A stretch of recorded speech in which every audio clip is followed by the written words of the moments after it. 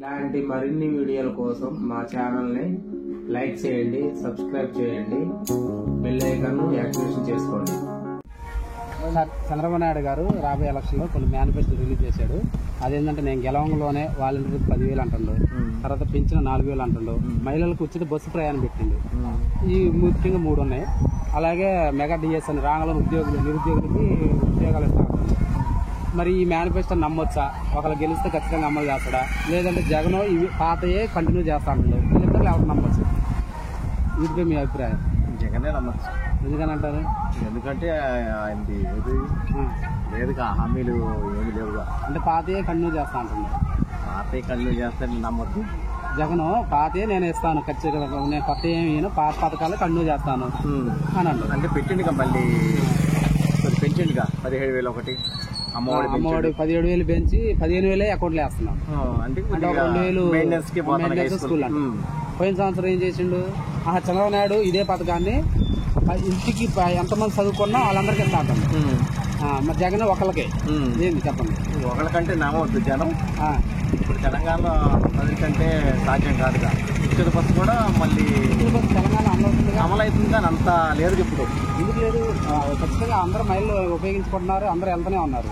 మన కాడ సాధ్యపడదా? సాధ్యపడదు మన దగ్గర. ఎందుకని అంటారు? మన దగ్గర రాష్ట్రం లోటు బడ్జెట్ పుల్లుకుందిగా.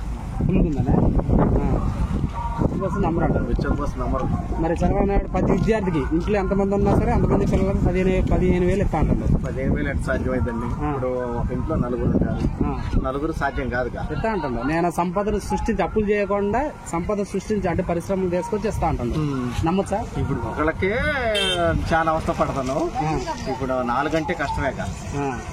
కష్టం అంటారా? కష్టమే. అంటే అంటే చంద్రబాబు నాయుడు మేనిఫెస్టోలో హామీలు ఎవరు నమ్మరు. ఇప్పుడున్న పరిస్థితుల బడికి నంబర్ అంటారా? నమ్మరు. జగన్ అయితే నమ్మొచ్చా? జగన్ అన్ని అమలు చేసిండు. పోయినసారి అమ్మని చేయపోయినా సగం % అయినా ఓకే చేసిండుగా. సగం చేసిండు అంటే 99% చేసా అంటాడు.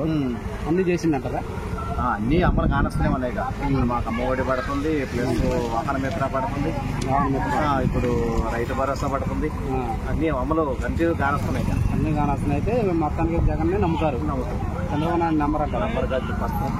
మరి జగన్ ఒక చేత్తో ఇచ్చి ఇంకో చేత్తో 10 మంది కాదు తీసుకొని ఇస్తాను అంటున్నారుగా.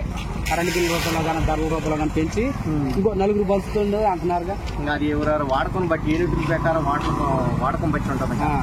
ఇప్పుడు 10 మందికి 700, 500 కరెంట్ బిల్లు వస్తుంది అంటున్నారు. అది ఇది కాదంటారా? అది అంత నమ్మకూడదు. నమ్మకం లేదు. అంటే వాడకం బట్టి వస్తుంది, కానీ జగన్ వల్ల కాదంటారు. మొత్తానికి ఎదురు 50 లక్షలు మన జగన్ గెలుస్తుంది.